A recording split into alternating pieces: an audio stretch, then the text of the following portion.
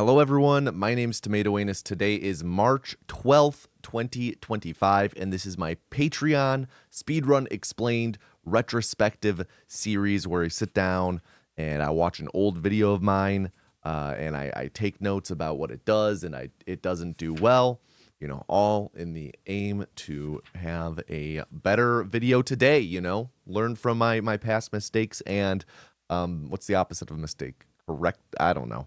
If you're watching this in March of 2026, well, you could have watched this a whole year sooner by going to patreon.com/tomatoanus and subscribing there, supporting there at the middle and up tier. But of course, that's entirely unnecessary, and I like to release these publicly regardless. But just that 1 year exclusivity. And also, something I always forget to say at the start, as always, feel free to leave comments on your thoughts, like, whether you agree with something I say or disagree, if you find something works particularly well for you, if there's something I don't touch on that you're like, oh, I think that works really well for an explanation. Ooh, that didn't really work too much. Stuff like that. I love to hear your feedback, your input. Makes, this is all an echo chamber. I'm one person. So having constructive criticism, feedback from outside sources is great as well. I can take all of that into consideration. I have learned more from YouTube comments on my videos than I have from just, doing stuff myself. Anyway, what are we talking about today? Today we are going over how speedrunners beat Fallout 4 in 35 minutes. Last month we did the Battle for Bikini Bottom video, and we're going to skip the Why Is My Name Tomato Anus video because that is just a highlight reel from Twitch. But yeah, the Fallout 4 Speedrun Explained. This is my most recent Fallout 4 any percent video, unless I blacked out for a prolonged period of my time. Yep, looks like that is our last Fallout 4 any percent Speedrun Explained. Just if anyone's curious, the route is predominantly the same as in this video. It's a little different. There's like really minor time saves, but it's minor stuff. Like if you watched this video and you're like, oh, I get it all, and then you watched, a run from 2025. Not that there really are any runs from 2025, but there's minor new strats, minor. Unless I'm forgetting something, I don't think so. This video was uploaded August 27th, 2020, at nearing the end of our COVID summer. This video is one that, there's a sizable gap between Battle for Bikini Bottom and this, because after this Battle for Bikini Bottom video, I spent like the entire summer of 2020 grinding Fallout 4. If you check out my here we go. This is my VOD channel. If you look, like, oh come on, like these are all VODs from 2020, and this is all like Fallout 4 any percent speedruns. Like these are all just Fallout 4 any percent runs. Like I was grinding it for a while, trying to get a good run that I really liked. This was it. This was I think I was aiming for the sub 36 in the description. Yeah, sub 36 was my goal. And then I spent a little bit of time on this. Trying to think about what else things I recall from making this video. I remember, I remember a lot about my life at this time. We were in a very tumultuous state and, just how the world was going. And I do remember this grind, this Fallout 4 grind a lot. I remember living with my roommate and my partner at the time, and COVID going rampant. My roommate moved out during this period because he moved across the country. Just a lot of turbulence in my personal life at this time. So this was something that really took my mind off of things and was really able to focus on. As for the contents of the video, I remember a fair bit. I remember having notes on screen, and I remember this is my first time kind of doing like visuals. I know that I did, this is like, I think my first time really using drop shadow a lot and having images appear on screen. Like you could see here, having images appear on screen. Similarly, there's stuff like, I remember making these visuals. It's like an actual visual to, the COC Oh man, these subtitles are not my settings. The COC prop explanation, I made like a edited version of this, and I did, of course, like stick figures and whatnot. I know that I also did stick figures with explaining load warps. I would say like this video has a lot of prototypical, is that the word? Prototypical explanations. Whoops. Prototypical explanation styles that I do nowadays with visuals and whatnot. I'm trying to figure out my subtitle settings. I don't know why this resets sometimes. Not window, not font opacity, background opacity. There we go, 50%. So yeah, I remember the visuals. I remember the stacking part, having this stuff on screen and the status, and I remember showing the math. I remember showing the math. Yeah, here we go. This is actually, I remember doing this math during COVID. I didn't make this for the video, I believe. I'm pretty sure I made this for the Fallout 4 speedrun Discord server because I had made a new calculator for calculating the most efficient amount of stacks, and I wanted to do it in a way to where it was super user friendly in terms of what you had to input. Like I'm not going to get into all the math of it, but I remember like sitting at I wrote this out, I want to say late spring of 2020. I remember sitting at my dining room table, working on my work laptop, working from home, and working on this. I think I had just finished The Last of Us 2, and I was also working on Fallout 4 stuff, and I wrote all this out, and the next time I had to go into the office, I scanned it, and I think I just took a picture and then posted the picture, and then the next time I went into the office, I used our scanner to scan this, like right when I got there before I clocked in. And then I used this in the video. I remember a lot about this video because, of course it's one that I hold near and dear to my heart, as it is my Fallout 4 world record, former world record. And it's a run that I really spent a lot of time on. I feel like it's, I'm really starting to come into my own with Speedrun Explains here and figure out how to present this information. When to do like pop-ups on screen for things like tech names and whatnot, reminders and whatnot, trying to sync stuff up with the gameplay. It was just a very, I'd say, foundational video for where I'm at now. And like, I feel like we're starting to exit this period of rapid growth. Like these 3 videos back to back to back, I learned a lot. I really evolved how I did these videos. Like, I feel like this video in terms of presentation is like leaps and bounds forward from the Mirror's Edge video that we watched recently that I couldn't stop gushing over how much it surprised me with how much it did hold up. So as we keep moving forward, I think it's going to be less, at least for this stretch, I feel like it's going to be less innovation, more just seeing how well we execute. And then it's Stardew Valley that I then swapped editing software. This is when I went full-time with YouTube. And that's when I swapped from Vegas, which really not user-friendly. If you're a video editor, if you're a hobby editor, and you are using Sony Vegas or whoever owns Vegas now, I forget who owns it, and you want to swap to Premiere at some point, swap to Premiere sooner than later. It's something that I wish I had done so much sooner and so much more user-friendly. Anyway, last thing I usually talk about before these are the thumbnails. This is the first time I did this type of thumbnail style with the outline. It's a thumbnail style I really like. This thumbnail took me a while to make because it was my first time ever doing it. Nowadays, I could as long as I have the outline, I could crush out a thumbnail like this in minutes. All that I have to do is get the outline of that, which might take a little bit. But these, the outline, the alternating color black and whatnot, or color white, that's something that definitely took me a while this first time, like a few hours. And then I figured out I figured out a lot of hotkeys where I could just spam 2 buttons back and forth and it'll populate it. And then I just change the colors around.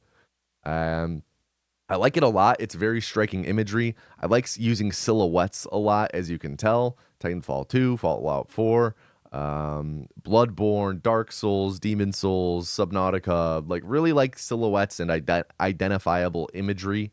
Having the brain fill stuff in. Control. This is a great thumbnail. And as for color, I chose the pink just because I really like bright, vibrant thumbnails. Like, as you guys can tell, I really like having a thumbnail that is going to pop. This one doesn't really pop like that, but it's just a really fucking sick thumbnail. But I really like using bright colors in thumbnails because they're eye-catching and I feel like often underutilized. I know that a lot of people, I think I got a fair bit of comments on this video with people saying like PewDiePie thumbnail because I think his chair had a PewDiePie pattern that was kind of watermelon colored. I guess that's like the color I would pick most for this.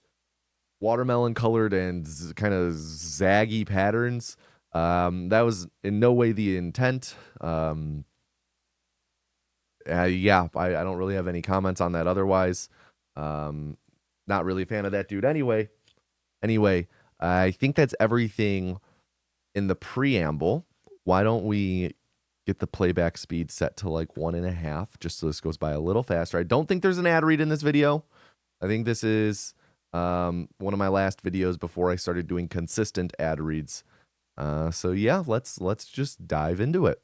Hey everyone, my name's Tomato Anus, also known as the Airbud of speedrunning, and this is an any percent speedrun of Fallout 4. So it's been a while since I've done a video dedicated solely to a Fallout 4 any percent run, with the last solo video for the run being from early 2018. I do have 2 videos on my channel that contain the run that have been posted since then. The first... No background music, little weird. I would prefer there to be a little background music when there's no game sound.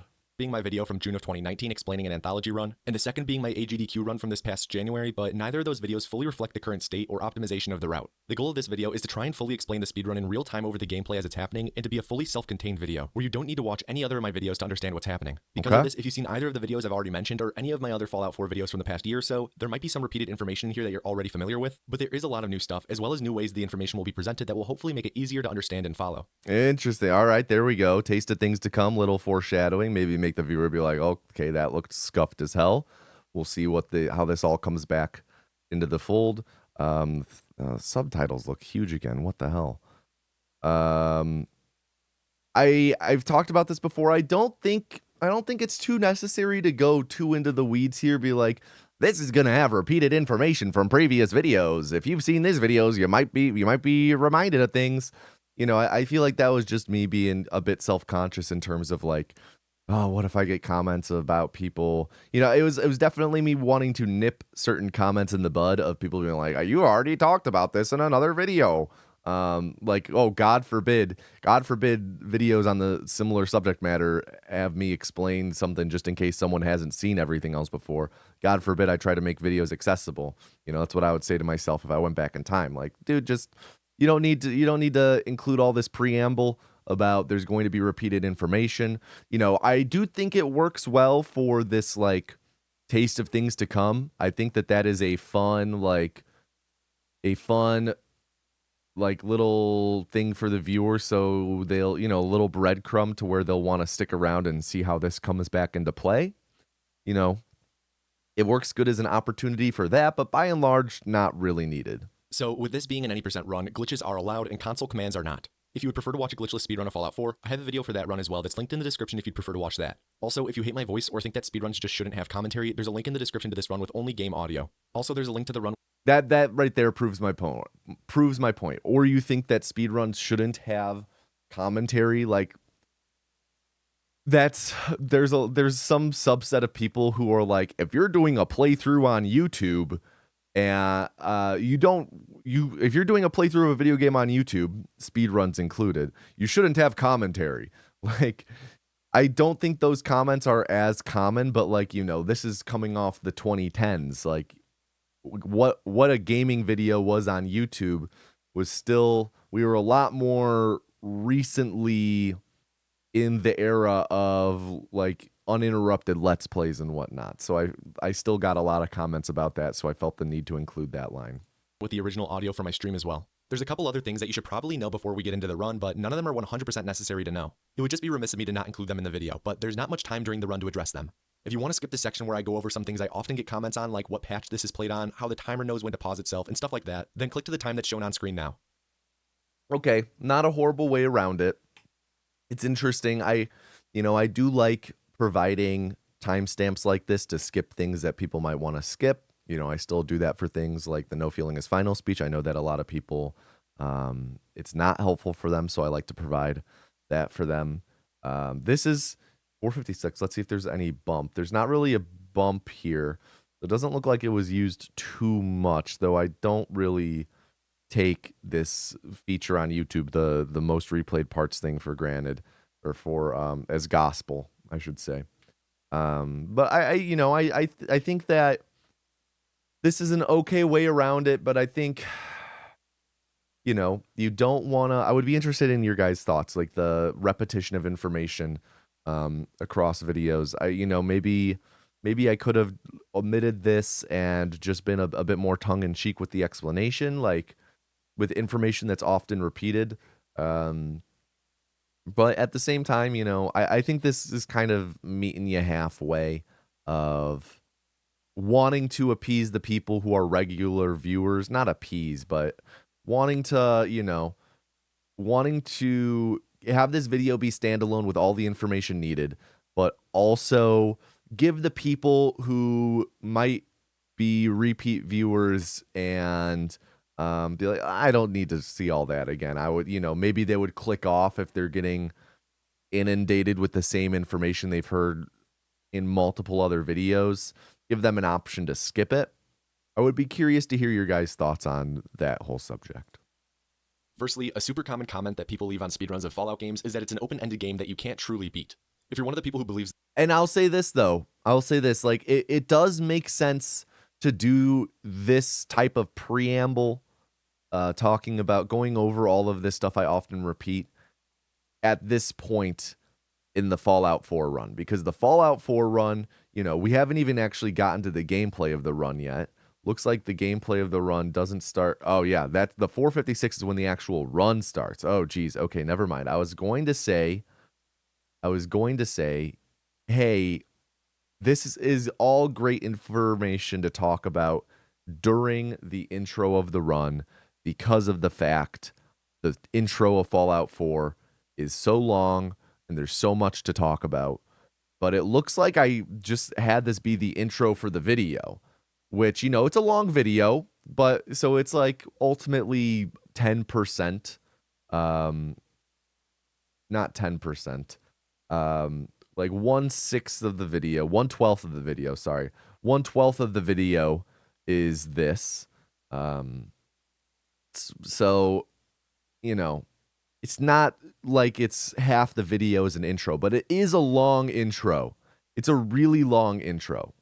Just know that this is a speedrun of the main quest, with the run officially ending when we reach the end cinematic. This run is performed on version 1.1.30, which is the first patched version of the game. This is because there are a couple glitches that are patched out that we use in this run, which I'll specifically call out when we get to them. Also, this is a completely vanilla version of the game with no mods installed. So one of the first things you'll notice is that the game is in French. This is because there are two sections of the game with unskippable dialogue. The intro of the run up to exiting the cryopod, and the memory sequence in the middle of the run. The length of these sections vary based on what language you play in, and for the intro sequence also based on whether you're playing as Nate or Nora. The fastest combination of language and character is to play as Nate with French dialogue. Also, if you're curious, the slowest language is Japanese. You may be wondering how all of the text and, when we get there, the end cinematic are still in English, and that's because we typically install the game in English and then just replace the English dialogues file with the French dialogues file and leave the text and video cinematic files untouched. Next, this run is performed on the very easy difficulty because we take less damage and also are able to one-shot a few enemies with our 10mm, but it doesn't make a huge difference in the run.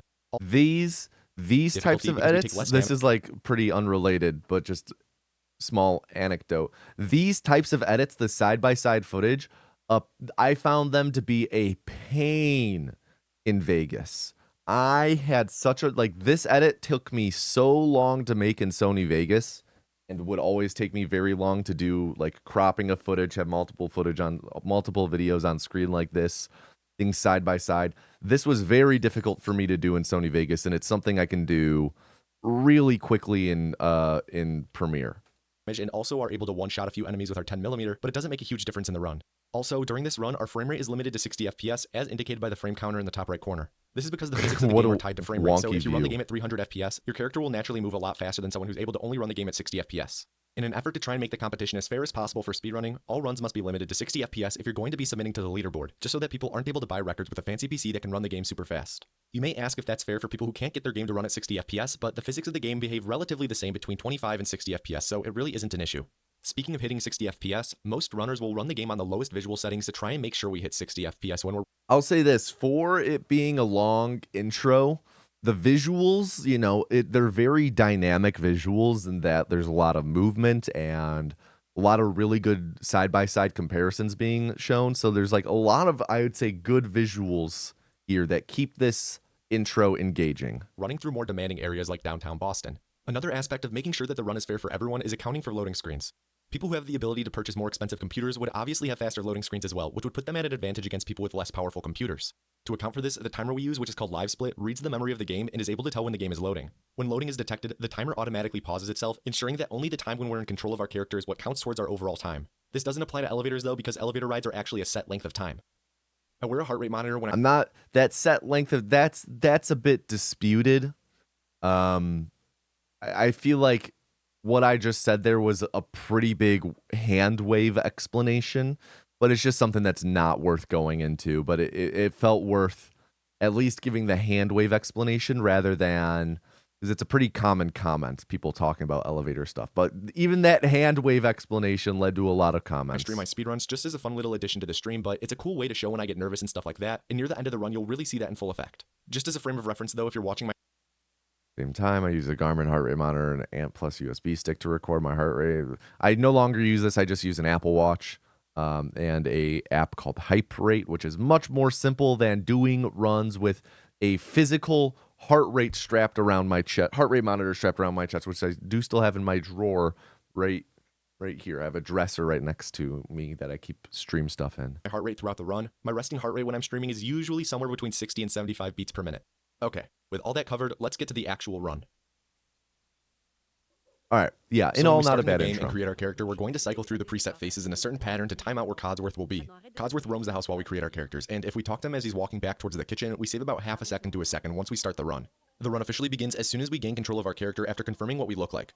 Also, the reason why I chose to play as presets 3 for both Nate and Nora is that they're the canon faces of these characters in the Fallout lore. My timer starts That I think I've talked about this in the past in the retrospectives. If not, I've definitely talked about it some places. Someone took that serious. I mean, you know, I shitpost a lot in these videos, and to me, that's a very blatant shitpost. Someone took that seriously and posted to like the Fallout subreddit about it. Like, hey, Tomato Anus said this. Where can I find a source on that? I just find that hilarious. That to me is so funny. 3.5 seconds because that's about how long it takes to gain control of our character after confirming our looks, so the timer should hit 0 as soon as we start moving the character on our own accord. The beginning of the run consists mainly of just talking to Codsworth and Nora as soon as they start talking, which skips a lot of dialogue inside of the house and gets us to the apocalypse faster, which, if you ask me, is a pretty cunning ploy by Nate to try and get out of his marriage as quickly as possible. The second time we talk to Codsworth, which is when he finishes... I love, I feel like that's something I've not done enough lately is taking what happens in the speedrun and kind of applying that logic to the narrative. You know, it's the implications of the speed run on the narrative. That's a good way to put it, is I love pointing out the implications of a speed run on the narrative of a game or how a game plays. Right now, working on my Roller Coaster Tycoon 2 video, and I do feel like I have a little bit of this in there where just pointing out like how horribly egregious some of the business practices are that are employed in that speedrun. And you know, it's fun because it's taking this absurd stuff that we're doing, taking it out of context, applying a different logic to it. I think it's very fun. I wish that's something I feel like I don't have. It's something I'm able to like point out at times, but my mind doesn't usually go there. So that's something that I feel like I could do better on, but it's one of those things like you guys have that friend who is really good at puns and who can make a pun almost out of almost anything. I'm really bad at puns. I can sometimes come up with a pun, but puns are wordplay. That's not where my forte with wordplay lay. I prefer rhyming, as you could just tell. I don't do puns. Similarly, I have a really hard time with finding that logic and mapping it, taking it out of the context, mapping it. It's just not something my brain thinks to do as much. So that's something I would like to do more. Doing the dishes requires us to wait for him to start exclaiming about Sean, but by standing exactly where we are now and looking to a specific spot in the backyard and spamming E to interact, it perfectly times it out so we interact with Codsworth the moment he starts talking for maximum efficiency. After interacting with Codsworth and then Nora, we do some spinnies to pass the time, and then we're going to stand at the front door and wait for the Vault Tech rep. I'm about to absolutely ruin this game for a lot of you, but when we get to the front door and stand there staring at it, I'd like for you to just notice how the window and the door is off-centered. This pissed so many people off. I've gotten so many comments about that. I know that it's something to do with the hinges. And if it were actually properly centered, it wouldn't look right or something. I call bullshit. I figured I'd give you a moment to soak that one in. When the Vault Tech rep eventually arrives and does some nagging, we're going to fill out our character name and our special stats. For our name, we just type the letter R because it's fast to type, and the R button on the keyboard is also the button to confirm our stats, so it involves less finger movement. For this run, we're going to max out both endurance and agility, and then dump the rest of our points into luck. Endurance affects how slowly your AP bar drains as you sprint, and sprinting is fast, so we obviously want to do that as much as possible. Also, endurance gives you more health, which is always nice to have. Agility affects how many action points you have, and we want as much as possible because we want to be sprinting as much as possible, and we're also going to be using VATS a lot throughout the run, and that also uses up action points. The reason why we dump the rest of our points into luck is that it's the fastest stat to dump our points into, as the final 3 points we have available to assign don't matter. We could technically assign them to intelligence for bonus experience, or something like charisma for speech checks, but even if we had those extra points in those stats, it wouldn't make the run any faster. We don't have to do any speech checks throughout the run, so charisma doesn't matter, and our level is pretty irrelevant since we only take 1 perk for pickpocketing throughout the whole run, so intelligence is irrelevant as well because no other perks will be beneficial to us in the run. Pretty good explanation, I'd say. Maybe could have done with some, maybe could have like taken a screenshot of the special stat screen as it was finished and maybe pop it in over on the side just so we have, it for easy reference. I think that's really my only complaint with that. Pretty solid though, talking about all the alternatives and why we are doing this and whatnot, trying to address common questions. That's a big thing, is always trying to think about like, what might people have a question about and trying to address that.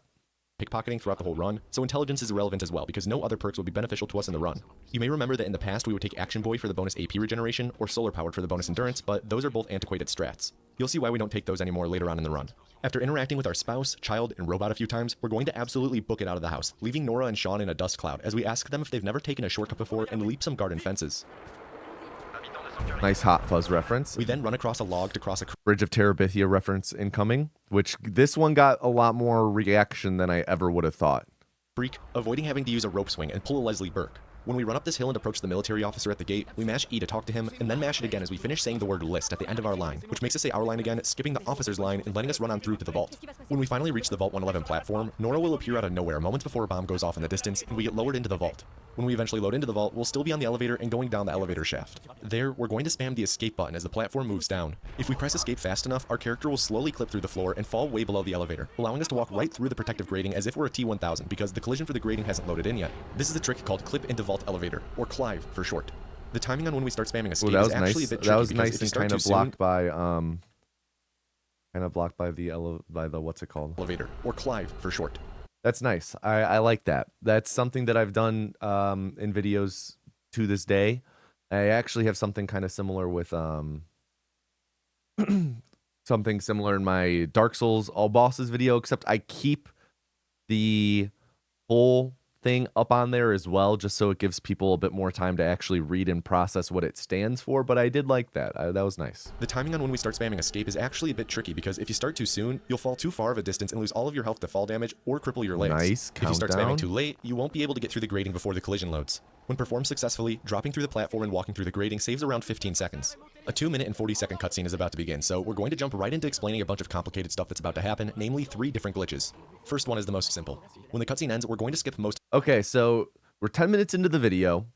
The first, 6 minutes practically? Yeah, first 6 minutes, 5 minutes or so were precursor, like information, stuff to go over beforehand.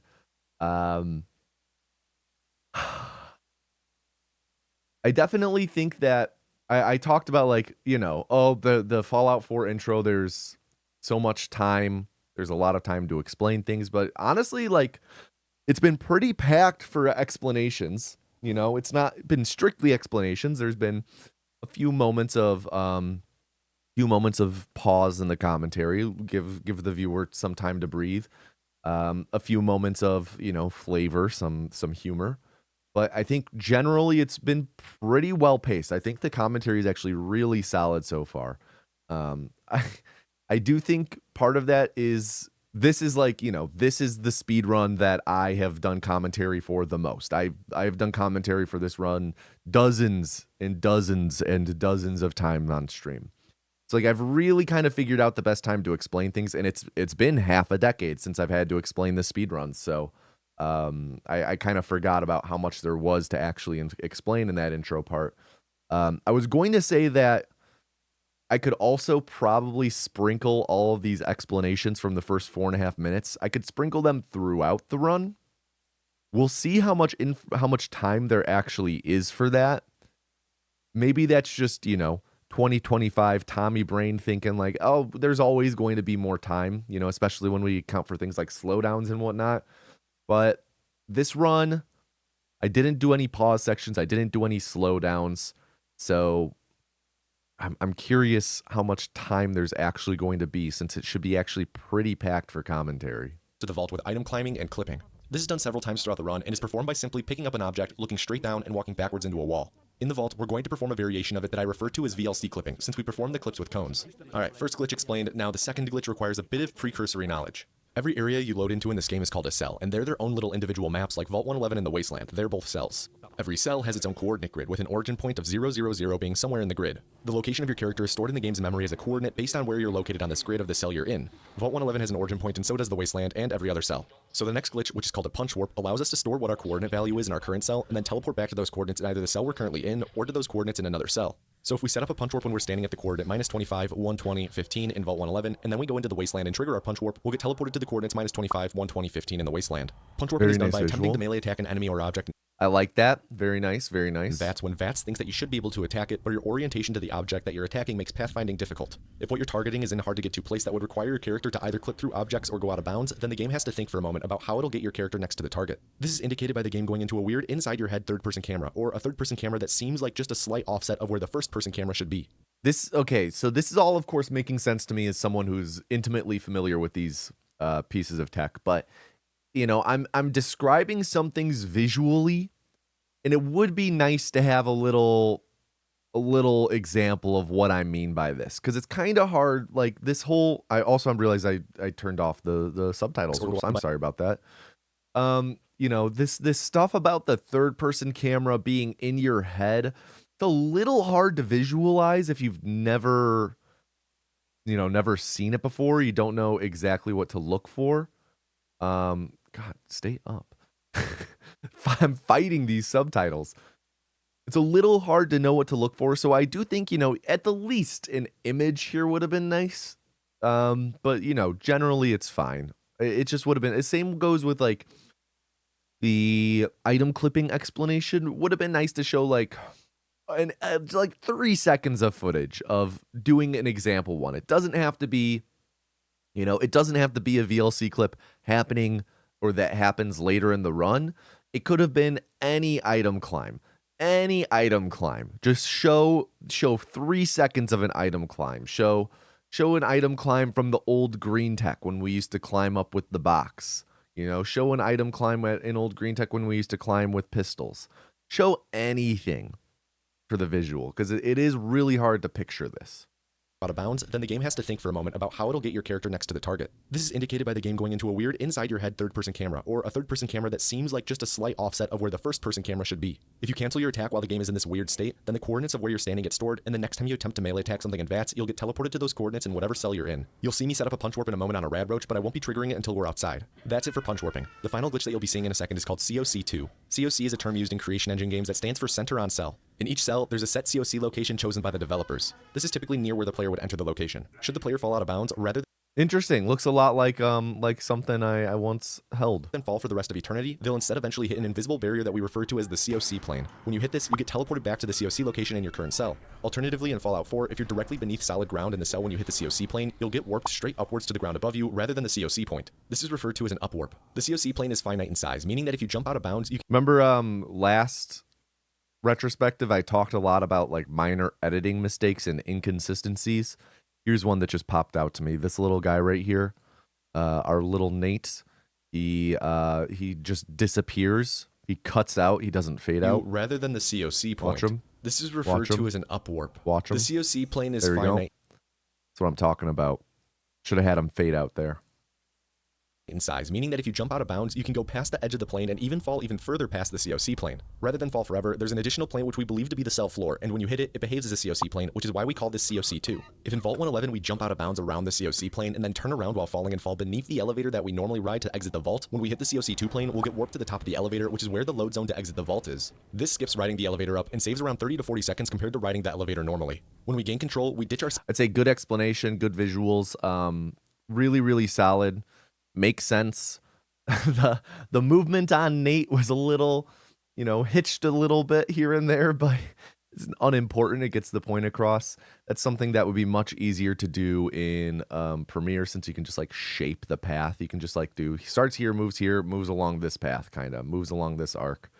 But again, I'll stop harping on how much better Premiere is and how much user friendlier Premiere is than Vegas. Spousicle and begin to run through the vault. Our first stop is picking up a security baton, which enables VATS for us so we can set up a punch warp soon. We're then going to perform the first item clip of the run to skip most of the vault, and after the first clip, we'll pick up another cone for the second clip that's coming up soon because the first cone doesn't come through the ceiling with us. With the second cone in hand, we now run over to a rad roach and position ourselves funny to set up a punch warp by targeting the rad roach and canceling the attack immediately. We now perform the second VLC clip to get onto the roof of the vault, where we perform a couple tight jumps and a pixel walk. We follow this up with falling out of bounds past the extents of the COC plane and then turn around to fall underneath the elevator, where we quick save and quick load, which COCs us immediately, bringing us to the loading screen for exiting the vault. Exiting the vault this way skips grabbing the Pip-Boy, but when you exit the vault, the game checks to make sure you have it, and if you don't, then the game automatically gives it to you. The only problem is that it's invisible until you either quit to the main menu or enter power armor, but we'll be quitting to the main menu shortly after exiting the vault to perform another glitch, so the Pip-Boy being invisible doesn't really affect us. Outside the vault, we immediately ran down the hill to the closest house in Sanctuary, which contains some rad roaches. Here we're going to trigger our punch warp by attacking one in VATS, which begins to teleport us across the map to the coordinates of where we set up the punch warp in Vault 111. After loading for a moment, we'll be beneath the map, and by holding S to move backwards, we'll be positioned under the map right by Green Tech Genetics, where we're going to upwarp to. This is fantastic since Green Tech Genetics is an important location in the story of the game, and we have to come back here later, so by discovering it now, we can just fast travel back later. When we discovered Green Tech... Good to talk about, plant the seed for later. Just now we made a quick save. It talks a little bit about routing, how we're already thinking ahead. Maybe it would... Sorry for yawning. Maybe could have specifically called out, just... I like calling out examples for what they are and being like, another, here's an example of how we route to think ahead and be as efficient as possible with our movements, I think maybe that would have been good. But yeah, it's solid so far. Still solid. In preparation for a glitch called load warping, which I'll explain later because there's no time to right now. Just remember the fact that immediately upon discovering Green Tech, I made a quick save and I load warp upon entering the sewer. This sewer is actually a late game area with a lot of stuff here that has to deal with end game quests, but that'll be apparent in a moment. When we load into the sewer, we're going to immediately quit to the main menu, followed by pressing continue to load the autosave that was made when we entered the sewer. If you load a save that was made underwater from the main menu, you'll load at the water's surface, which just so happens to be out of bounds inside of the sewer. By then navigating in the water out of bounds and swimming alongside a specific pipe, we hit a trigger which gives us the quest Nuclear Option, which, if you're unfamiliar with the game, is the final quest in the main story. Unfortunately, this doesn't mean we can just go and finish the game the second. In order to finish this... Would have been nice to talk about, hit a trigger, maybe show the image. Show the image of this trigger being there. Triggers are a bit of people know what they are. People familiar with video games know what they are. People familiar with speedrunning especially know what they are. But I feel like, showing that visual of the trigger is something that I find really goes a long way. I think it's something that I've done in more recent videos. I want to say my Half-Life videos, I showed some triggers and whatnot. I think visualizing triggers is something that's underrated, especially when talking about how we hit them in spots where we shouldn't be. I maybe should have just shown another. Again, it goes back to what I was talking about with things being hard to visualize.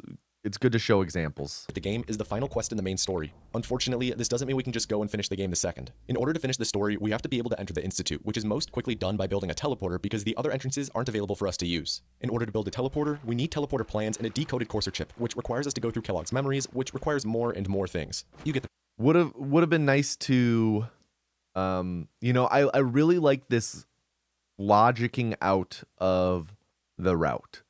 This is, I find, a really helpful way to come up with explanations when I'm writing these videos. Let me go to here. It's something like, when you think about it, I feel like, sorry, I keep yawning. I feel like a really good question when you're trying to break something down is, why can't we just skip to the end? Why can't we just skip to the end result? And that applies to many things, but especially speedrunning. You're breaking the game in all these ways. Why can't we just skip to the institute? Well, to get to the institute, there's no real entrance. You have to build the teleporter. Okay, so why can't we just skip to building to the teleporter? Well, to build the teleporter, you need the courser chip. Okay, why can't we just skip to the courser chip? Well, the courser chip only spawns under when you've done this, kind of walking it backwards from the end goal, and you build out that map of all of the things that are necessary to hit. I think that that's a really, really helpful way to break down speedruns and try and, discuss the route. I feel like that's something that I don't apply enough. It's something that I do actually apply in my Dark Souls All Bosses video that we'll be releasing publicly in the next few weeks. That is already up on Patreon. Specifically talking about getting the red Tearstone ring, and when Regal goes back to the Undead Asylum for the painted doll, for the doll to go to the painted world. And also fight the demon that's there, the whatever demon it's called. I did map this out a little bit. Like right now, Regal is trying to do this for this reason, and has to do this and this and this. And I think having that pop in on screen is nice, and I did it there. I should have maybe had this logic pop in here and kind of map it out. It's not that bad that it didn't. But now I'm thinking like, maybe that's something that, especially when I sit down to go over a run with the runner I'm working with, be like, okay, just humor me here. I'm going to walk backwards through the route with you. And kind of build that map for my mind to help build the map in the video. Maybe do that exact what's the word I'm thinking of? That exact exercise of backtracking the route and the logic for why we do things. I just find that to be a very helpful way to break things down with speedruns. And I think that's another great thing that could be visualized. And, I think just in general, something I could implement more into my videos is talking about the exact logic for the routes like that. Picture. We have a long list of things to do in order to enter the institute. Oh, that was this is something I forgot that I would always do, is fling the ceramic bucket. This is like a little flare which game thing I would always do. Things. You get the picture. We have a long list of things yeah, I love that. Do in order to enter the institute, but once we enter the institute, we're able to finish the game. The first thing we're going to do is some shopping to get some items to speed up the run. After using an enamel bucket to item climb up onto a bridge and running past a raider and their doge, we're going to run to Good Neighbor. Ew, doge in the year 2025, gross. I don't like the explanation of running past the raider, enamel bucket climb and whatnot so far. After, I probably would have slowed down this gameplay to get to this point and sync it up better. But it's not horrible. It's pretty minor stuff. It's easy to understand while it's happening.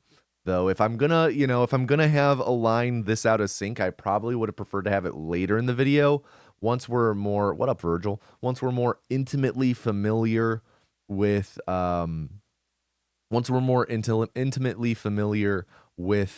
the basics, like item climbing. This is our second, I guess technically third, but like second real instance of item climbing. that we've gotten in the run. So would have been nice to call it out again in the moment, even though it is one of those things that's like, you know it when you see it, but still, I prefer to err on the side of caution.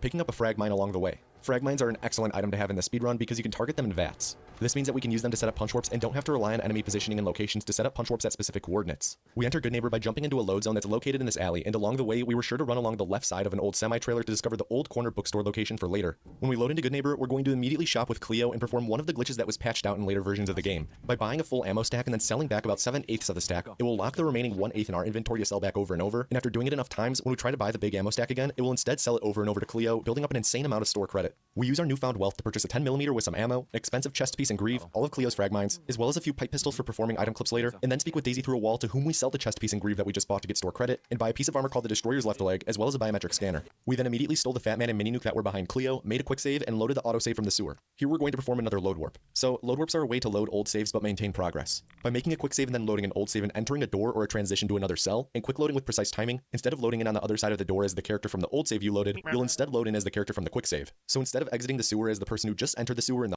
Pretty good visual.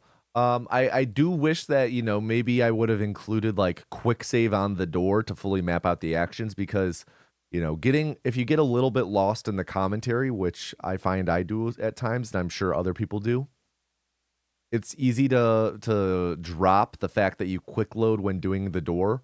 So maybe just include the visual like quick load when open door or something like that.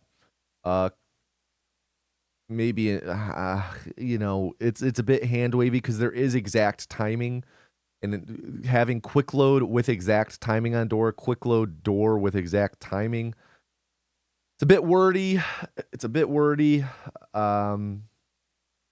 But I do think that should have included in the visual somewhere to quick load.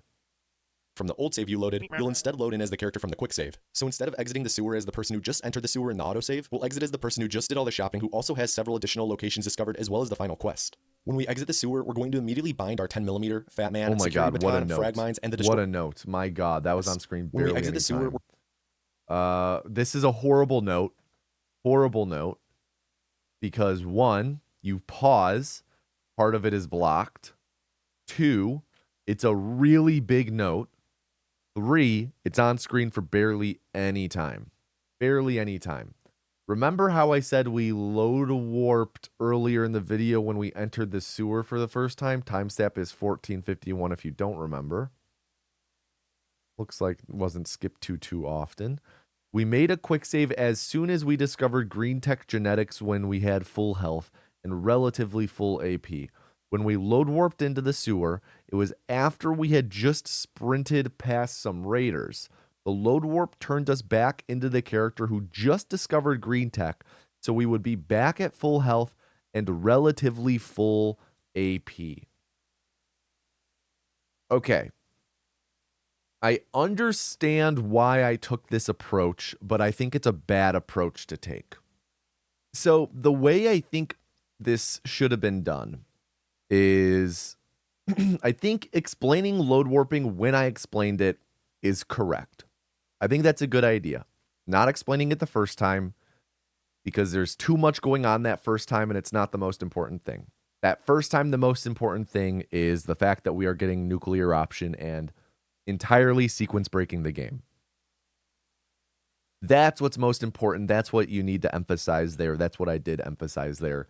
Explaining load warping, taking time to explain load warping, and then that is just too much in that moment. So I really like the load warp explanation where it is. Clearly, you know, it's important. I clearly thought it was important enough to, you know, back explain the load warp when we entered the sewers. Is it the end of the world if we don't fully explain it? No. You know, let's go back to that 1451. I'm pretty sure I do call out. We're going to do something called a load warp here. I'll explain it later. Back later. When we discovered green tech just now, we made a quick save in preparation for a glitch called load warping, which I'll explain later because there's no time to right now. Just remember the fact that immediately upon discovering green tech, I made a quick save and I load warp upon entering the sewer. This... Okay. You know, maybe could have added a note on screen somewhere. Remember, made a quick save when discovered green tech, load warp when entered the sewer. Then when we go back to where we just were, Here. Covered as frag mines, and the destroyer equipping it like autosave. Save you loaded. You'll instead load in as the character. When we're explaining this here, we can then say, and remember the quick save, whatever. We use that load warp for efficiency's sake, for health and AP reasons, or something like that. Worst case scenario, if you don't want to do that note on screen, you could always do a flashback and be like, I told you to remember at this time this, and like show that footage with like the flashback footage, but you know, fresh commentary, not the flashback commentary. Be like, we made the quick save when we discovered green tech, and then we load warped after running past raiders for health and AP reasons. Maybe do the explanation over the flashback. I think that would actually work. I don't think that's something I've done. I don't think I've ever explained something and then shown a flashback with commentary explaining the flashback. I've done flashbacks while I'm explaining something in the present tense, but it's more as a visual reminder. I've never done a back flashback explanation, which I think could work in specific circumstances like this. I wouldn't want to rely on it. I wouldn't want it to be the go-to if I'm like, I can't explain this now. I may as well just explain it in a little bit. I don't want to do that because then we're jumping around back and forth too much. I think it's only like really in specific circumstances like this where it really makes sense. I think that would have been good here. From the quick save. So instead of exiting the sewer as the person who just entered the sewer in the autosave, we'll exit as the person who just did all the shopping, who also has several additional locations discovered, as well as the final quest. When we exit the sewer, we're going to immediately bind our 10mm, Fat Man, Security Baton, Frag Mines, and the Destroyer's left leg. When we exit the Pip-Boy, we're going to then equip our Frag Mines and leg piece with our hotkeys, and the reason why I hotkeyed the leg instead of just equipping it like normal will become apparent in a bit. So the Destroyer's left leg has an armor effect that increases our move speed by 10%, which is pretty neat, but this is a speedrun and we have an insatiable lust for speed, so we're now making our way over to Bunker Hill to do some more shopping. After we just leaped over some water, we stand in a precise spot, throw a Frag Mine up, and make a save the moment we let go, followed by setting up a punch warp on the Frag Mine in the air. We now have our coordinates stored to that location, and we made the save because we're going to be performing that same punch warp over and over pretty soon, so we can just load the save we made again and again to be able to set up the punch warp multiple times. When we arrive at Bunker Hill, we're going to talk with Deb and perform the second of 3 glitches that are patched out. Deb has 2 armor pieces we want, so by putting an item in our inventory that we don't want into her inventory, and then pressing both E to select and R to confirm at the same time while hovering on the item in her inventory that we want, the item will move over to our inventory and we'll be prompted with confirming the trade even though we don't have the caps for it. We do this twice, offering up our Vault 1. That glitch is actually one I find really, it's one of those things that's not hard to do, but it's easy to mess up. The timing is just like pretty narrow, and it requires a specific cadence to your button presses. It's not like instant, but it's like doo-doo, I always struggled with that. 11 jumpsuit and wedding ring for a Black Ops chest piece and a Black Ops right shin guard. After something I had to the Black Ops practice a pieces lot. just now, we fast traveled to Green Tech Genetics and equipped them with the hotkeys as we load in. Giving up our jumpsuit means that we'll be running around with just our tidy whities on under some leg and chest armor, but we don't have our wedding ring anymore, so that means it's legal for us to openly flirt with people like this. So the reason why we wanted these 2 armor pieces specifically is that the chest piece gives us 1 bonus endurance, but more importantly, the shin guard has a 10% bonus speed effect on it. The creation engine stacks additively, so that means right now, with both the Destroyer's left leg and Black Ops right shin guard equipped, we're moving at 120% speed. For the sake of With current armor, 120% move speed, plus 1 endurance. Okay, good. I was going to comment, like, when I'm talking about these pieces of armor that give us these bonuses, it might have been nice to have them pop in on the side of the screen as I'm talking about all this, and not just all at the end to show the end product. So, and on top of that, bad placement for the notes. I think bad note placement is something we're going to have to deal with for a while as we go through these videos. I'm pretty sure, like, as recently as, like, I feel like I really started to focus on my note placement after my BioShock video, if not even later. So we're going to have to go through a good solid stretch, a good solid, like, let's see. 9, 10, 11, 12, 13, 14, 15, 16, 17, 18, 19, about a year and a half more of retrospectives, at least over a year and a half more until I think we really start focusing on the note placements. Visual representation, these nice khakis represent wearing both of the leg pieces, and I'm just going to refer to both of them collectively as pants. So, while wearing the pants right now, we have 120% movement speed. Currently, we're on our way to Diamond City, where we're going to perform a VLC clip to enter Diamond City from the rear, skipping having to talk with Piper and Mayor McDonough. Inside of Diamond City, we're going to do 2 things. Well, now that I think about it, I guess it's 3. The first thing is super quick, and is just making a save outside of the chapel. This is for load warping later, and right before we do it, we're going to walk in a weird way to the left of the door to break away from the dialogue of Pastor Clements, so when we load the save later, we aren't in dialogue with him. The second thing we'll be doing is just running across town and entering and exiting Nick Valentine's detective agency. Normally, you rescue Nick in Park Street Station at Vault 114, and then track down the bald dude who gave our spouse a migraine earlier, and then have a confrontation with the bald dude whose name is actually Kellogg.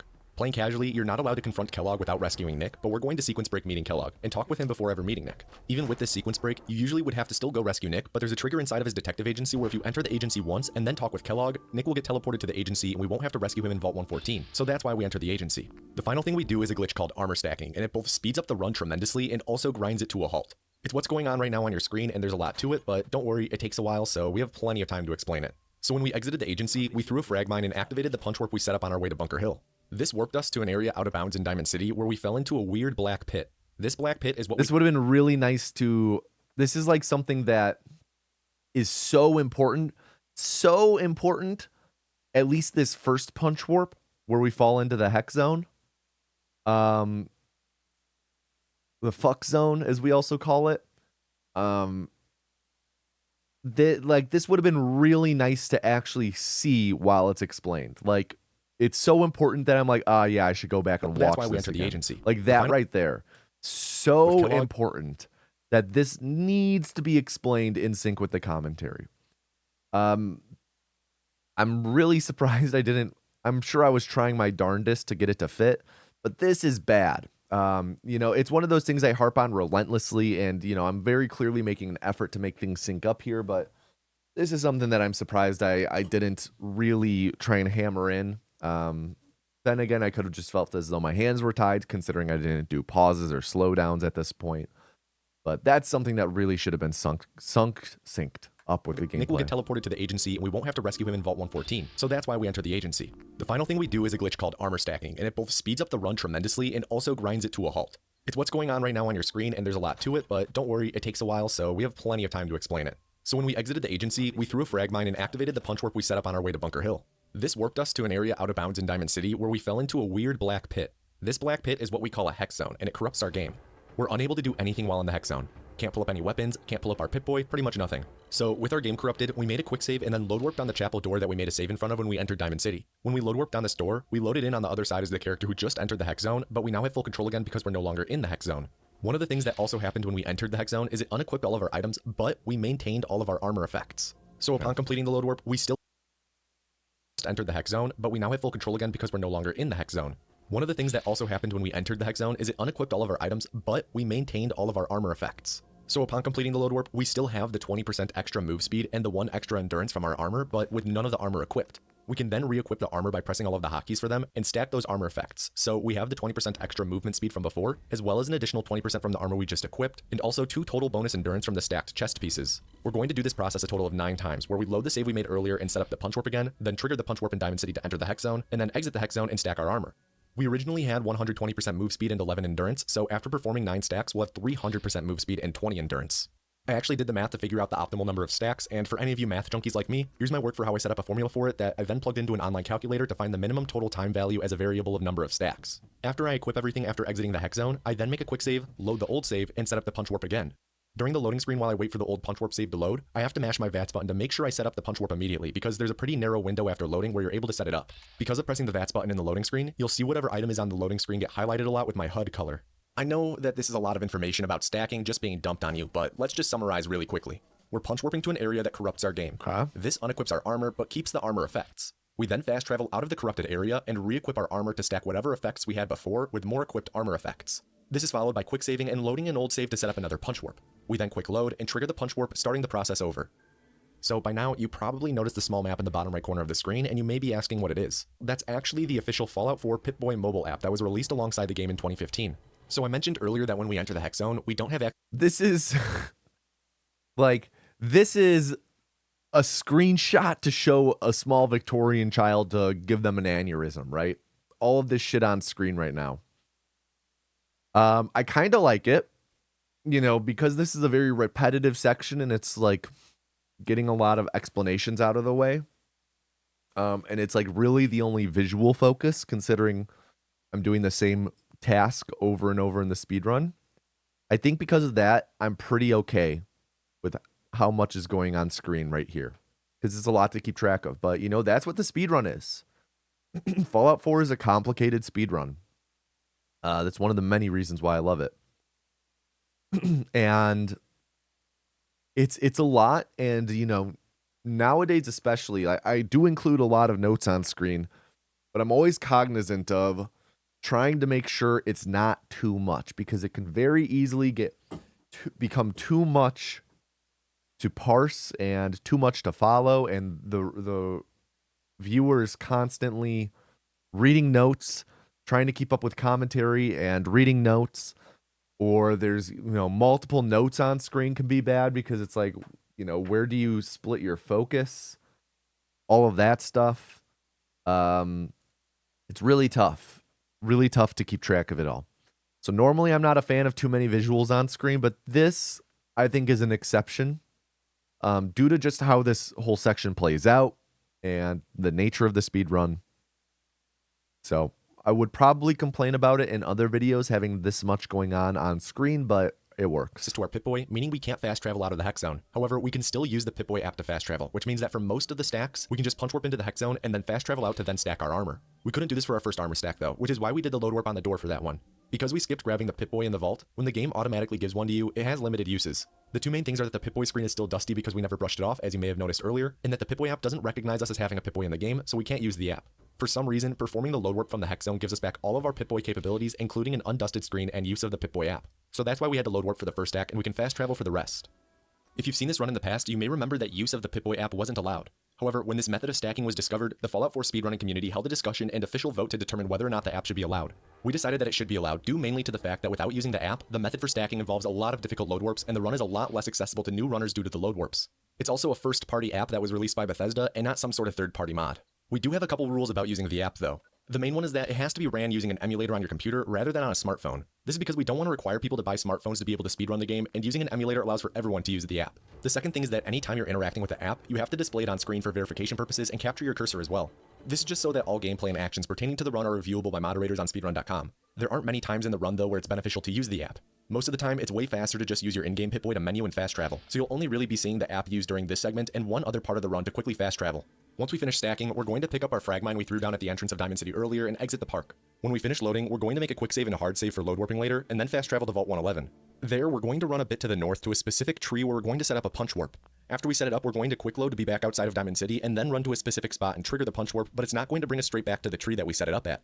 The Wasteland, while technically one big cell, is actually made up of a bunch of smaller cells that we refer to as chunks, and only a few chunks are ever loaded at one time, so the whole Wasteland doesn't have to be loaded constantly.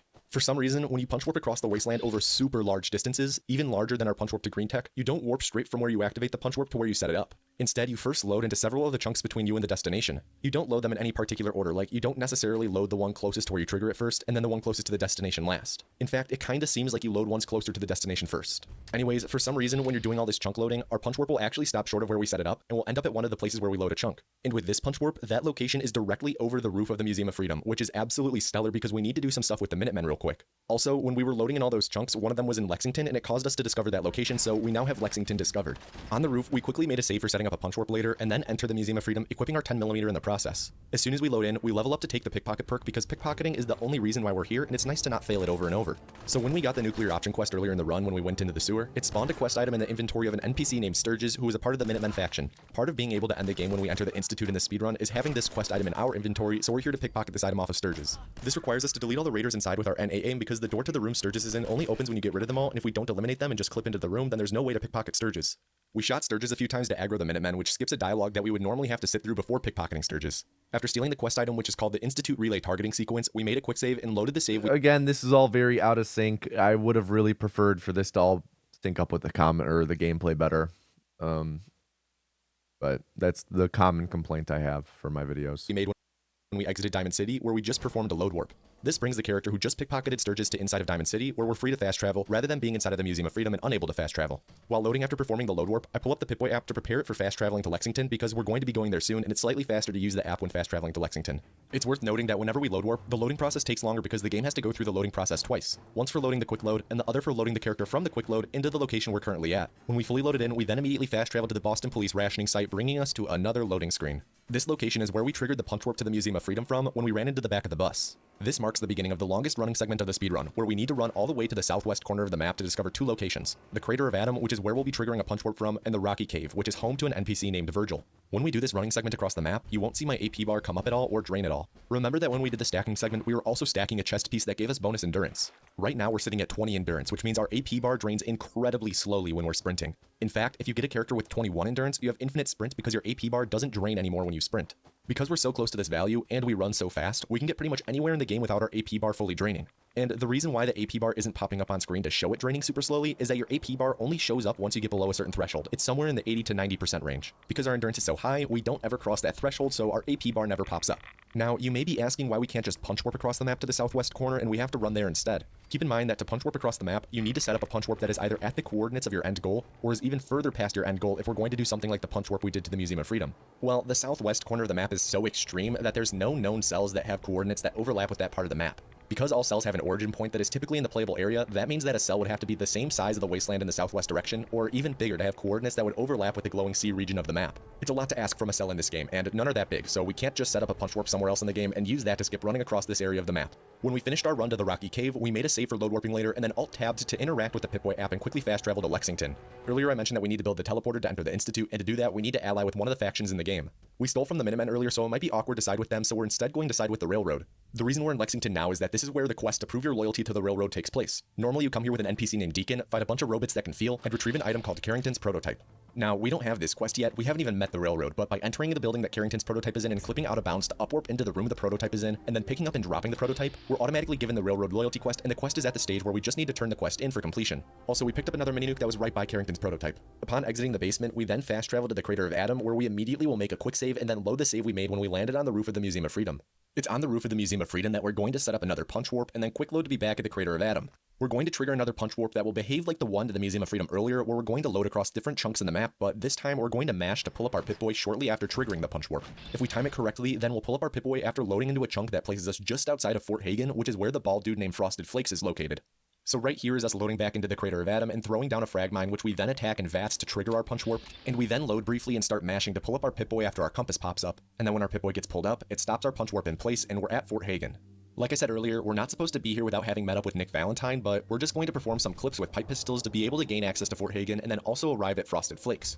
The first clip is on the roof of Fort Hagen, so after running up some scaffolding, we enter the building by clipping into a room with an elevator that will ride down. Inside the elevator, we equip our Fat Man in preparation for talking to Frosted Flakes because, as many of you may know, we're going to use a big gun skill check when talking to him. We drop another pipe pistol and position ourselves ready for the doors to open so we can then climb up the side of some lockers in the hallway and drop to the hallway below us. There we'll talk with Frosted Flakes about giving our spouse a migraine and taking away Sean, and it's all resolved by just having a quick negotiation and him giving us all his belongings, including some cybernetic enhancements. After then grabbing a military-grade circuit board and reading a log on the terminal to update a quest, we quick save and load warp back to Diamond City. After completing this load warp, we'll now be the character who has Frosted Flakes stuff and will be inside of Diamond City, where we're going to then immediately fast travel to the Old Corner bookstore. This is the location we discovered a while ago when we were running to enter Good Neighbor and ran along the left side of an old semi-trailer. Oh, look at that. From the bookstore, That's nice. We're going to run across town to the Old North Church and meet up with the Railroad. As I mentioned earlier, we have to ally with one of the factions in order to build the teleporter. In the current route, we do that with the Railroad, but it's only been this I haven't had too much to say in a little bit. It's been pretty good, just kind of following along. Nothing I'd say of note. It's, you know, this run is predominantly commentary based, and the commentary's been relatively solid. So, way since the spring of 2017.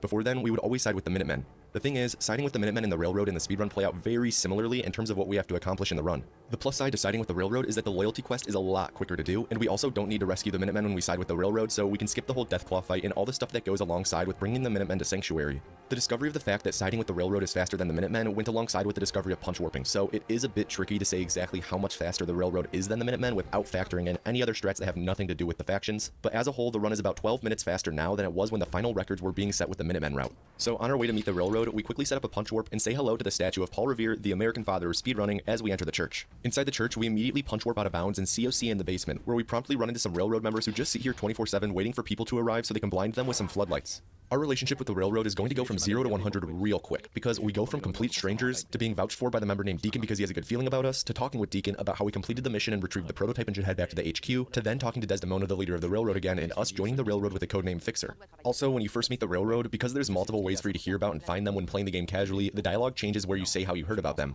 Because of what we've accomplished in the game so far, the dialogue says we found them by following the Freedom Trail, which is pretty funny to think about with what we've actually accomplished so far. As all this dialogue winds down, we'll officially be a member of the railroad, and we can eventually build the teleporter with them to enter the Institute. First though, Desdemona will want to give us a tour of the HQ and give a big speech to introduce us to everyone. We're going to decline this invitation to the welcome party and skip out on the snack platters by immediately fast traveling to Lexington when we enter the HQ, then fast traveling back to the HQ, and then to the Diamond City Market. This fully skips Desdemona's welcome speech and also pushes the in-game clock to an ideal time where, if we've done everything quickly and correctly so far and continue to do so for the rest of the run, Tinker Tom won't be sleeping when we need to talk to him later. Well, let me rephrase that. He won't be sleeping in a bad bed when we need to talk to him later. There's 2 beds he likes to sleep in, and if he's sleeping in one of them, which is the bad bed, then we lose time. But if he's sleeping in the good bed, we won't lose any time. You'll see what I mean. That's something that, out of the context, is just such an absurd sentence. He's sleeping in the bad bed compared to the good bed. Later. So the fast travel to the Diamond City Market also puts us in perfect position to run to Nick Valentine's detective agency for the second time and finally meet the legend himself, Nick Valentine. First things first though, when we enter and Nick and Piper are bickering, we're going to immediately disrespect Nick by running to the back and stealing a hot plate. This is scrap for building the teleporter later. After making ourselves at home, we'll then run over and wait for the bickering to end, after which we'll breeze through our first dialogue with both characters and come to the conclusion that we should head on over to the memory den in Good Neighbor.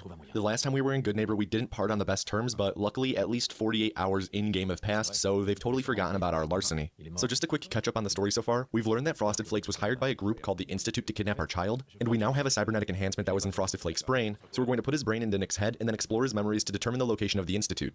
This is because the Institute is a super secret location and no one actually knows where it is. To solve this conundrum, we turn to the memory den. Now, the memory den has always been a big roadblock in the run, with it essentially being a 5-minute auto-scroller, but a lot of progress has actually been made recently. It's a lot faster now, but we still have to go through the memories to some extent, but I do still have a $250 bounty out for it if someone can find a way to skip having to enter the memories in a way that is both applicable to the any percent run, and also faster than going through the memories how we do now. Inside the memory den, we speak with Amari and Nick and agree to go through with putting Frosted Flakes' brain piece inside of Nick. Again, this is so we can explore Frosted Flakes' memories and determine where the Institute is located, and yes, that is the actual plot.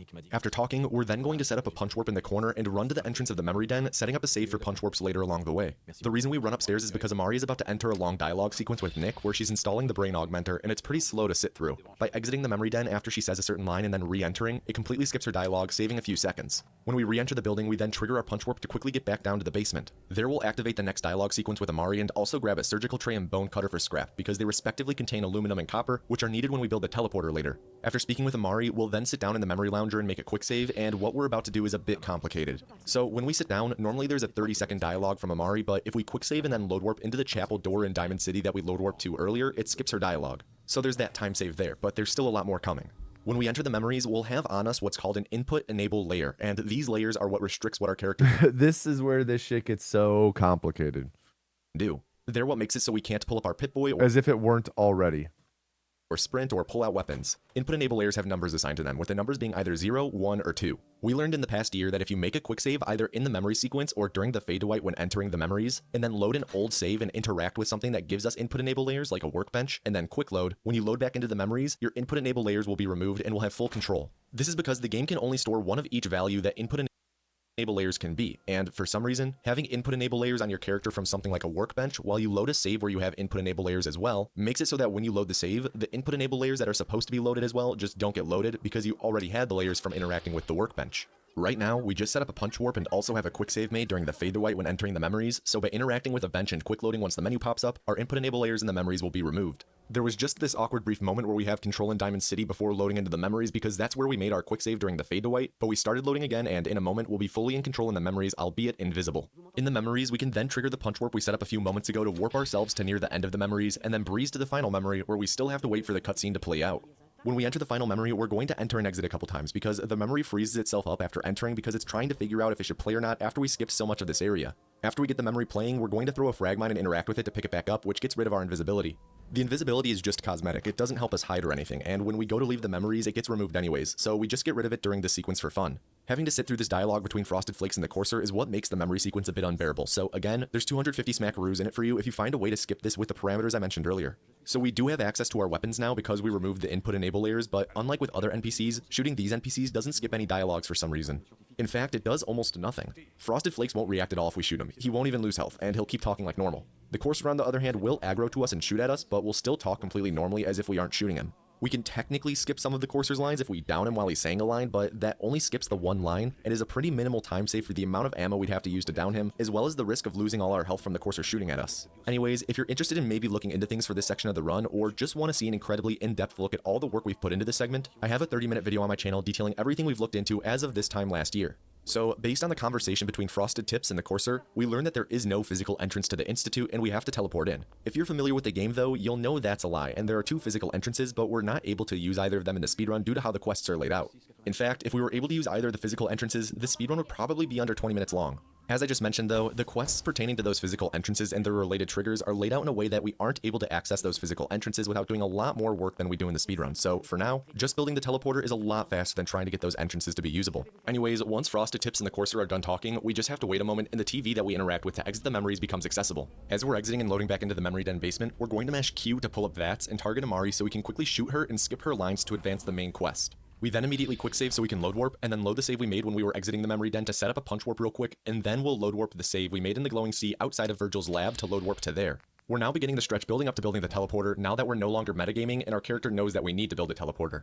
Virgil is a super mutant who used to be a human who worked at the Institute, so he knows all the ins and outs and agrees to help us build a teleporter so that we can get him a serum in the Institute that will turn him back into a human. Also, 2 years ago when I made a video explaining the route, I made a joke about how it doesn't make sense that he hides in the glowing sea because it's not like the radiation will really stop the Institute and their synths from getting to him. Several people took issue with this joke, saying that it's actually a good idea because radiation affects robots and the synths would be affected by the radiation. I would like to counter this point with this line from Nick saying that radiation isn't an issue for him, so the Institute could clearly just send a bunch of Gen 1 and Gen 2 synths to look for and get Virgil, just like they do when they attack every other thing in the wasteland.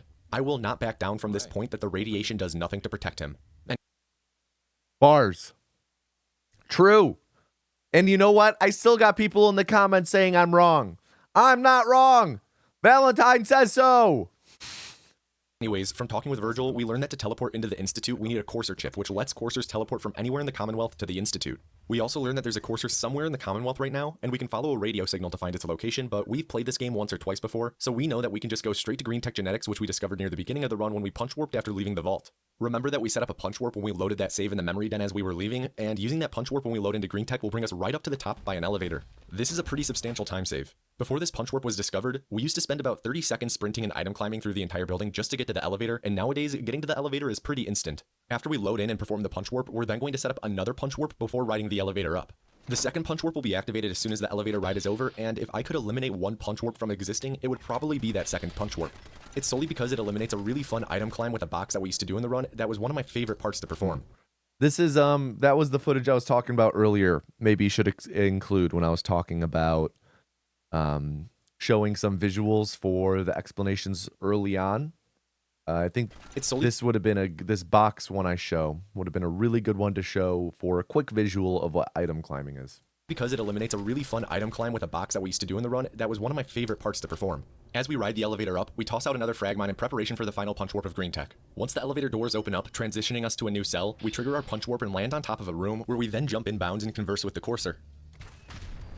After grabbing the courser chip, we then make a quick save, load our memory den save to set up another punch warp, and load warp to Diamond City, ready to enter the final stretch of the game, building the teleporter. So the courser chip, while able to pinpoint the location of the Institute for us to teleport there, is encrypted, so we have to decrypt it first. Luckily, one of our fellow railroad members, Tinker Tom, is a genius and can do that for us. While our load warping and fast traveling takes forever, I'd just like to say thank you to all of you who continue to support the channel and also apologize for going so long without uploading.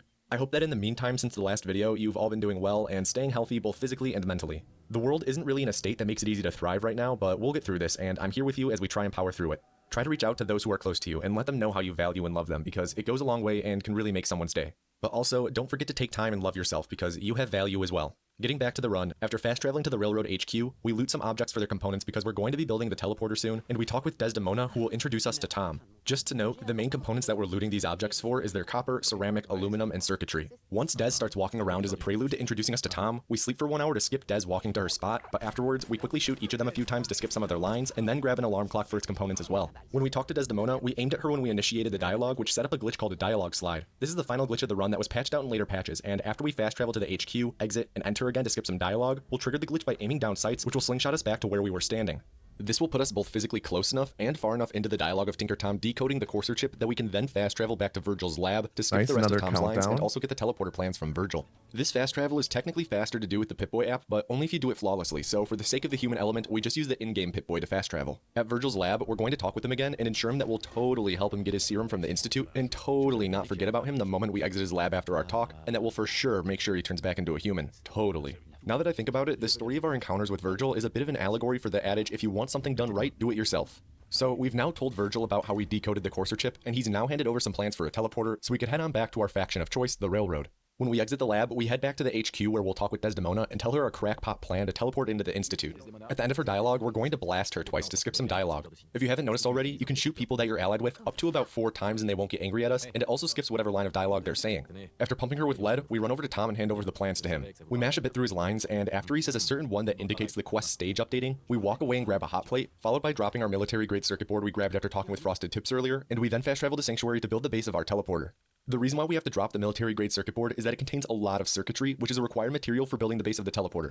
If we don't drop it, for some reason, the game chooses to scrap the circuit board over scrapping other objects we have that contain circuitry, even though we need the circuit board itself for a later part of the teleporter. After building the base and arriving back at the HQ, we talk with Tom again, who pops up from his sleep because he's just so darn excited to finish the teleporter. Remember earlier when I said, if he's sleeping in the good bed, we won't lose any time? If he's sleeping in the good bed, we won't lose any time. Well, this is what I was referring to. Tom popping up from his sleep if he's sleeping in the correct bed. After we received the remainder of the plans from him, we picked back up our military-grade circuit board and fast-traveled back to Sanctuary to finish off the build. Part of building the teleporter is building all of the actual teleporter components and then powering it, which requires 1 small generator and then 5 medium-sized generators, and then connecting it all with wiring.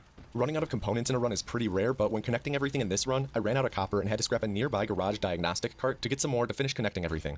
After our masterpiece is complete, we then talk with Desdemona to begin the teleportation process. Normally, once you finish talking with Desdemona, you step onto the platform and listen to Tinker Tom give a big monologue before teleporting into the Institute. His monologue is super long. Luckily, we can be super rude and fast travel away about a second after stepping onto the platform, and if we timed it right, then when we load in, we'll teleport immediately, fully skipping the long spiel from Tom. Before this fast travel strat was found, we would skip the long monologue by making a quick save and load warping, which does the same exact thing as the fast travel, but the fast travel strat is just a few seconds faster. When we teleport into the Institute, we're going to immediately quick save and then throw down a frag mine to punch warp to the lower level of the Institute. Remember, we set this punch warp up when we loaded the memory den save after our chit chat with the Courser and Green Tech.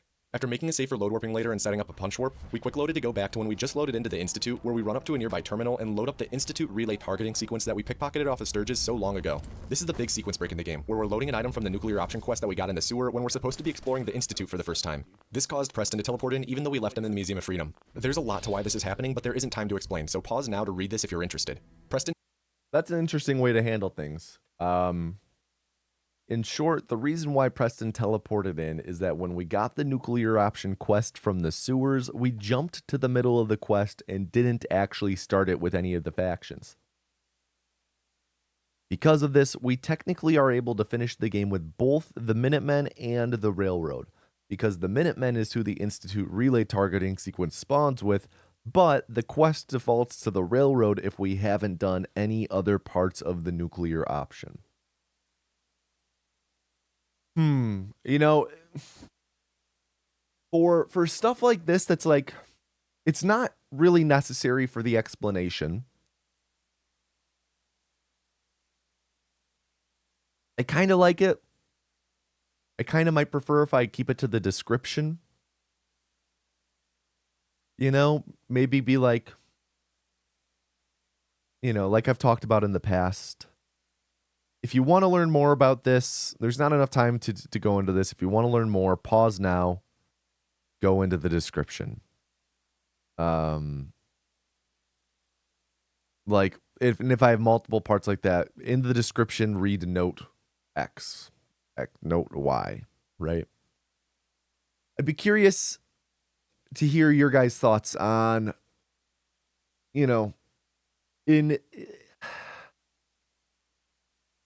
I'm hesitant to be like, oh, I'm going to do this all the time, because I don't want to.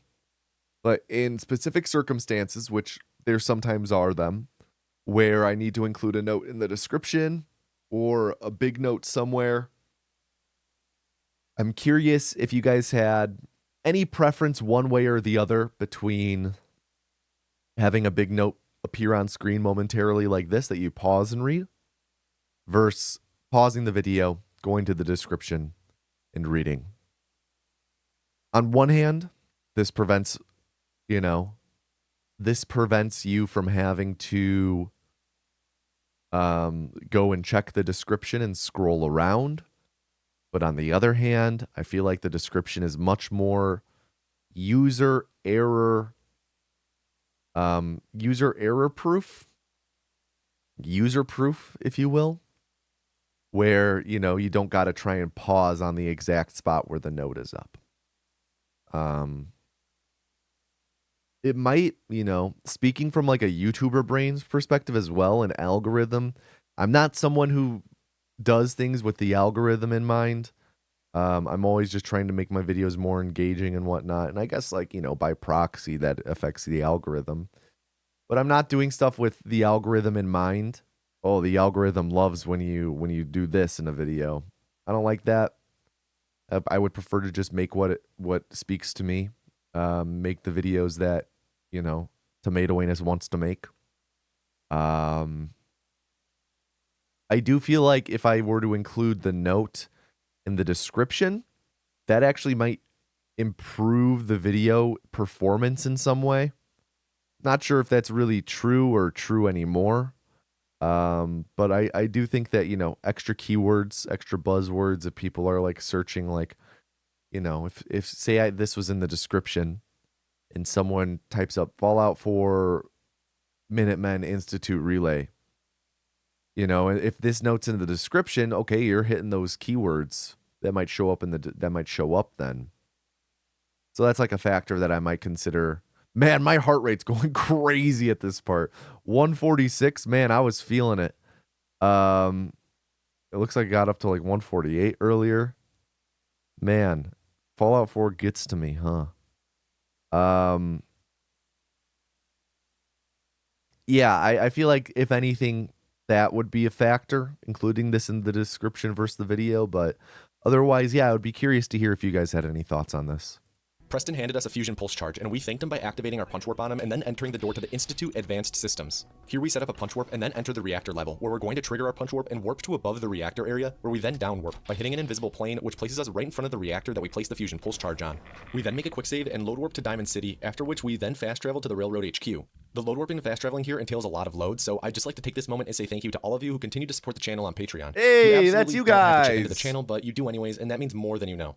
If you want to support the channel, Patreon is one of the best ways you can. And by chipping in as little as $1 a month, you get access to videos early. Wow, look at all you guys. And the occasional Fan Fiction Friday you're video. Beautiful. Again, thank you so much for your support, and thank you for being patient with this video coming out. Hopefully the next video doesn't take so long, but knowing me, I'll likely bite off more than I can chew as usual. Back to the run, when we finish loading into the Railroad HQ, Desdemona is going to give a big speech. Big speeches are slow though, and we can skip it by blasting her a few times and aggroing everyone, and then putting away our weapon immediately so they forgive us and we get teleported back to the Institute peacefully. I've lost more record-paced runs than I care to admit because of not putting away our 10mm fast enough and everyone's staying mad at me. When we load into the Institute, we then immediately pull up our Pip-Boy and fast travel back to the Railroad HQ, which for some reason works despite us being indoors and having not finished the quest institutionalized. At the Railroad HQ, we set up one final punch warp and talk with Tom real quick to update the quest, and after we say the fire it up line, we can then make a quick save and load warp on the advanced systems door that we made a save in front of earlier. This will bring us back to the Institute because we don't have the fast travel point for it, and it also updates the quest to the final stage where we just have to go to the teleporter room in the Institute and teleport to the Mass Fusion Executive Suite and press a button.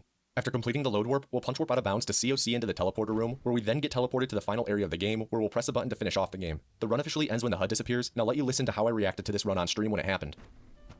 Oh my god, this is gonna be so I'm pretty sure I edited out my fucks and whatnot here. fucking close.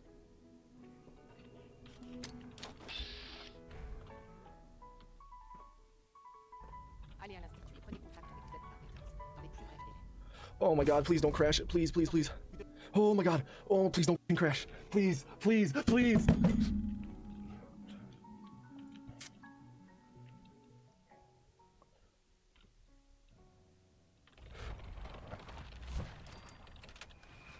Oh my god.